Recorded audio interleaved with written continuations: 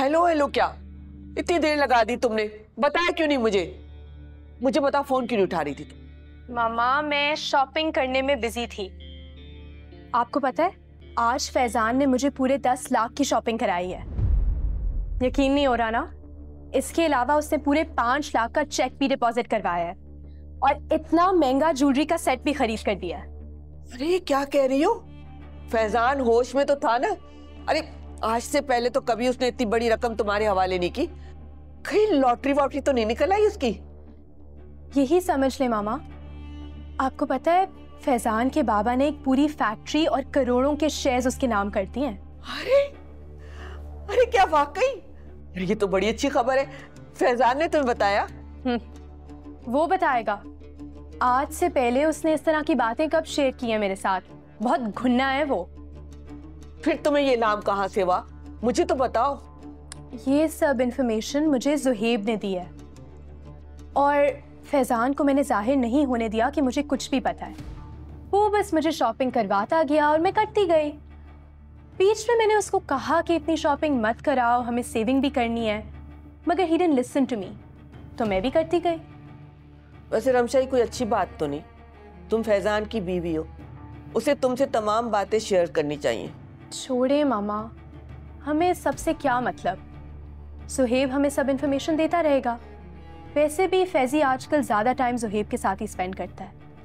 आप बस दुआ करें कि फैजी जल्द से जल्द सालिक नसीर के साथ इन्वेस्टमेंट कर ले। रमशा मुझे ये बात समझ में नहीं आती कि इन सब बातों से हमें क्या फायदा होगा।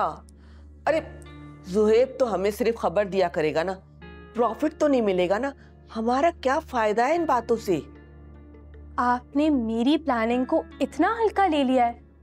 अगर हमें कोई फायदा ना होता तो मैं फैजान को सालिक नसीर से मिलवाती ही क्यों? हमें बहुत फायदा होगा, आप टेंशन मत लें। बस उस वक्त का वेट करें जब फैजान उसके साथ इन्वेस्ट करे, उसको लॉस हो और हमें प्रॉफिट हो। और हाँ, हमें एक और बात का खास ख्याल रखना है। इस दौरान फैजान को नहीं पता चलना चाहिए कि हमें उसकी एक्टिविटीज का पता है। उसको बिल्कुल शक नहीं होना चाहिए। ज़ुहैब भी बज़ाहिर बिजी रहेगा और मैं भी उसे बिल्कुल पता नहीं चलने दूंगी। And you have to be careful about this as well. ठीक है, जैसा तुम कहोगी ना मैं वैसा ही करूंगी। लेकिन एक बात तो बताओ मुझे, इस दफा कितना लंबा हाथ मारा है तो? बहुत लंबा हाथ है मामा, आपकी सोच से भी ज्यादा। बस आप ये समझ लें कि हम फैजान से भी ज्यादा अमीर हो जाएंगे। अरे वाह, ये तो बहुत अच्छा हो गया। तो उस फैजान पर लानत भेजकर दुबई चलेंगे। दुबई छोड़ें, मैं आपको यूरोप लेकर जाऊंगी, पूरा यूरोप घूमेंगे, लेकिन वापस हम यहीं आएंगे सफ्दर कमाल के घर में। रमशा मुझे समझ में नहीं आता कि तुम्हारी सुई सफ्दर कमाल पे क्यों आके अटक जाती है। अरे हमें जितना निकलवाना था ना निकलवा चुके उससे। उन दोनों पर लानत भेजो और चल निकलते हैं यहाँ से। नहीं मामा, क्योंकि अब सिर्फ पैसा मेरा मकसद नहीं है।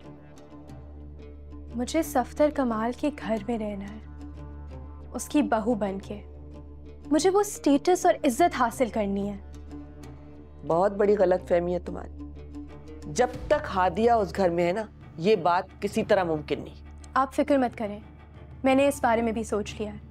I've told Zuhaib that he has to help me. वो हादिया को फैजान के घर से निकलवाने में हमारी मदद करेगा। And he's a very good planner. Trust me on that. चलो देखते हैं। एक दफा फिर से देख लो तुम्हारे जेवर। अच्छा मुझे बता, मेरे लिए क्या लाई हो? जो मेरा है वो आपका है। You know that.